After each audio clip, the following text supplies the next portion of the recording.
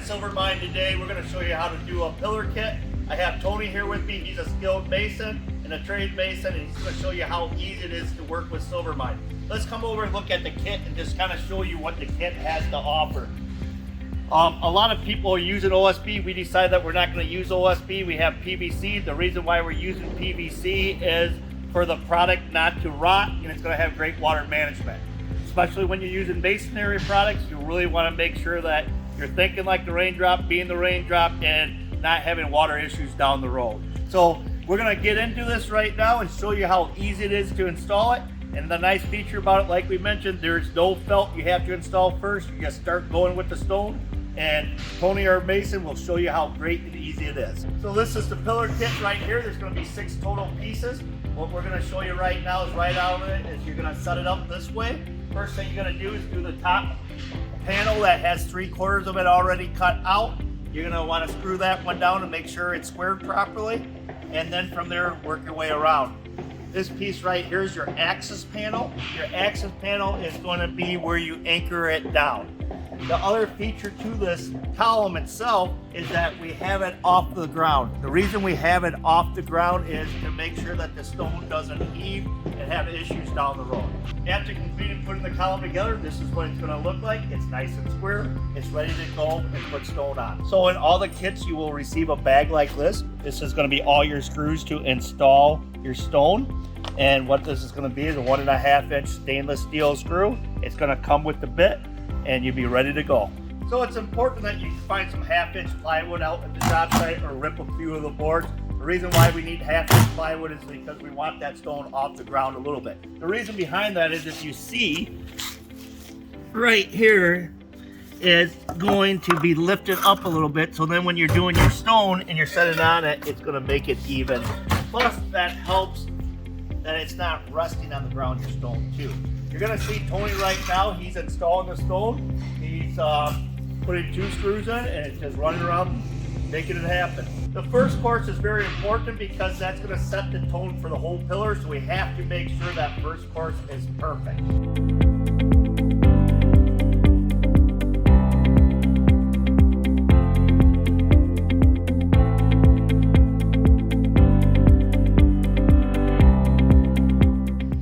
First course done. We're going to start on the second course right now. The first course is nice and square and level, and so the second course is even going to be easier to do. So we're starting the second course. The second course is what we're going to do right out of the gate is that we're going to dry fit it. The reason why we dry fit it is that we want to make sure that all those corners are nice and square before we screw it down. So what you see right here is Tony is dry fitting it, and once he gets it all put together, he's going to make sure everything looks good, and then he's going to start screwing.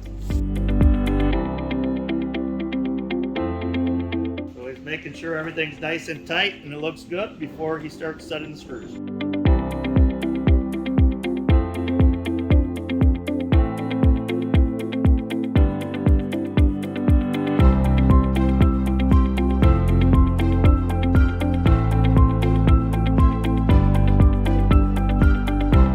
Here we go, second course is done. We're going to work on the third course, and we're going to do exactly what we did on the second course. So now we're going to start on the third course right now, and we're going to do exactly what we did on the second course.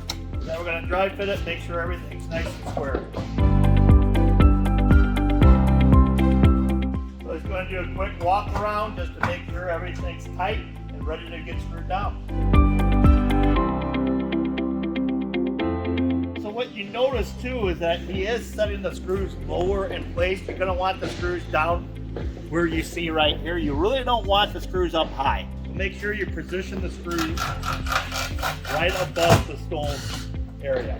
So Tony's almost ready to complete the third row. So Tony, what do you like about this product? I like that there's no scratch coat, there's no mesh. It's simple to put on. All you do is keep it level and it goes right up. Perfect.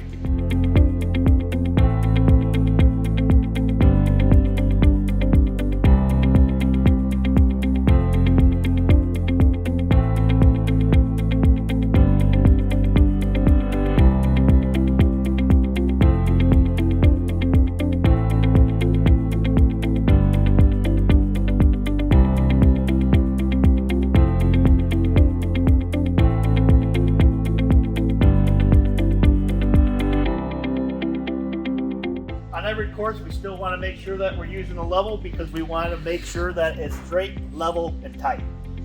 Tony's going to start right now, and he's going to add on to the fourth course.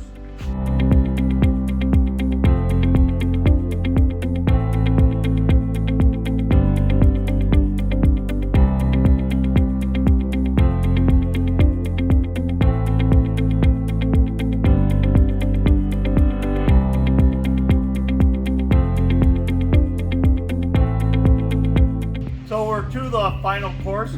Tony, you want to come on over here and show us how to do the last course and how to properly install it? Yes. So what you're going to want to do is you're going to want to dry fit each piece to the top course. So we're dry fitting it just like we would be doing all the other courses. If you double check anything, what you're going to do is you're going to lay down the metal on top of the lid.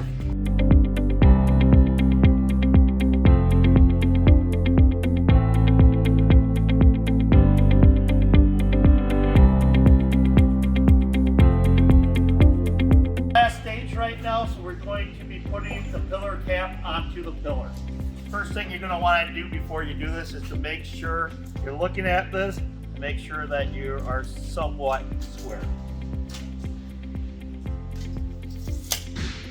The last stage that you're going to do is you're going to use a construction adhesive. You're going to put it on concrete to concrete.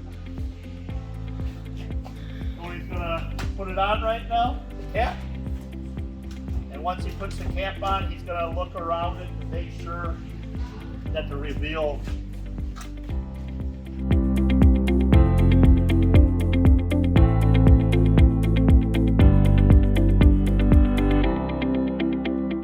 So what we've just done is that we put together a pillar kit in less than 45 minutes.